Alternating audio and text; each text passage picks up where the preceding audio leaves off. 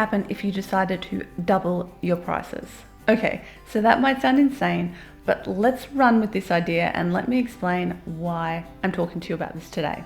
I need to backtrack briefly and talk quickly about something that you need to stop doing, and that is looking at the number of sales you have made versus the number of sales someone else has made, and using that metric to gauge the success or not of your business or their business. I bring this up because I see people talk about this a lot when it comes to places like Etsy, where you can kind of see how many sales somebody's made. You might see someone's shop and go, oh my God, they've made 20,000 sales. They must be so successful. I've only made like 500. I must be failing, right? Wrong.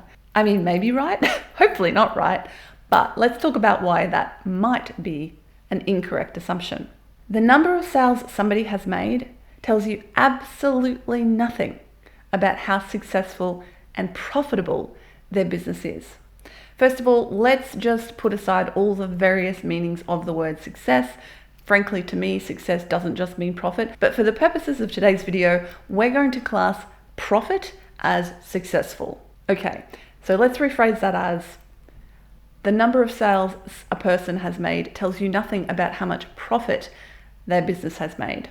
It gives you an idea of the gross amount of profit they have made, yes, like how much money they have earned, but net profit is a completely different story. That is the amount of money they've actually kept after all of their expenses. So there are many instances where somebody who has made heaps more sales is actually less successful because they have way less profit than somebody who has made less sales in volume of numbers. Okay, so let's use a theoretical to explain this idea. We've got two handmade sellers. First, we have Jane, who sells handmade scrunchies for $5. Then we have Alice, who sells handmade ceramic vases for $150. Jane, the seller of the scrunchies, has made 1,500 sales in her shop. Alice has only made 150 sales. Who is more successful? In other words, who has made more profit? Well, let's look at the maths. Jane has sold 1,500 scrunchies at $5 each. That is a gross total income of $7,500. That's before we've taken out any expenses. Alice has made 150 sales at $150 each. That is a gross income of $22,500 before any expenses are taken out. Is that the answer you expected? Now look, we don't know what each of these people's final net profit is. We don't know what Jane's expenses are or what Alice's expenses are. But I'm going to hazard a guess that Alice is the one who has more money at the end of the day. And the reason I say this is not anything to do with their materials, it's to do with their time. Think about it for a second. If you haven't ever sold anything that you've had to communicate with the customer about, you've had to list it online, if you're selling it online, take photographs, blah, blah, blah, all that stuff, okay? Then you have to pack it up, take it to the post office. That all takes a lot of time. Jane has had to do that 1,500 times. Alice has only had to do all of that stuff 150 times. 150 customers versus 1,500 customers. 150 parcels to wrap up versus 1,500 parcels to wrap up. Granted, vases probably take a bit more time to wrap up than scrunchies, but you see my point. And this brings us full circle back to my original point. What would happen if you doubled your prices, but only made half as many sales? You would be doubling your income and halving the amount of work you have to do. That sounds pretty good to me.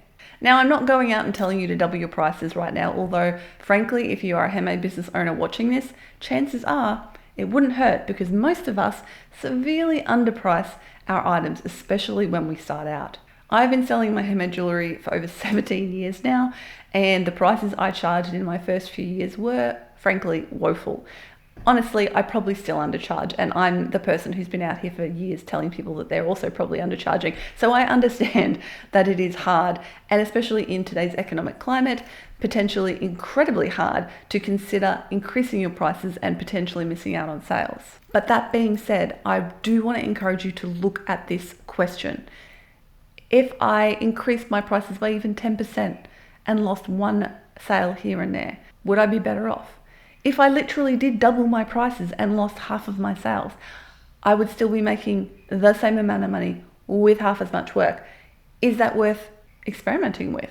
just a little bit of food for thought when it comes to your pricing conundrums. Now, if you need some more help with this, I have a whole workshop on pricing with the head and heart, my technique for pricing your handmade goods. It's available right now in the Thriver Circle, my membership community and educational hub for makers, alongside 50 plus other handmade business video workshops, a bunch of courses, our community, and of course the Your Year to Thrive course, which will teach you everything you need to know to start and grow a thriving and profitable handmade business. But if you want something right this second for free, go watch this video next where I give you my handmade pricing formula, because that is going to blow your mind. Thank you so much for watching, and I'll catch you in the next video. Bye for now.